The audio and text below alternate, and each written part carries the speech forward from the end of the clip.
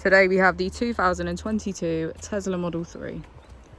This vehicle has done just under 35,000 miles. It has an automatic transmission and a fully electric motor. On our user interface, we're met with an overview of the vehicle. This allows us to open the bonnet, charging port and boot, all from within inside the car.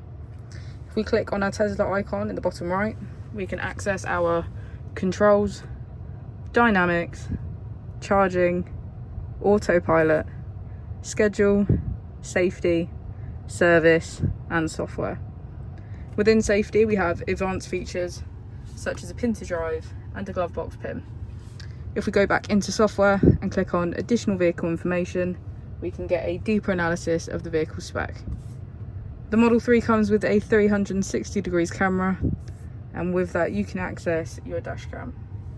If we press here, we can access our climate control, which includes heated seats on either side, a heated windscreen and heated steering wheel.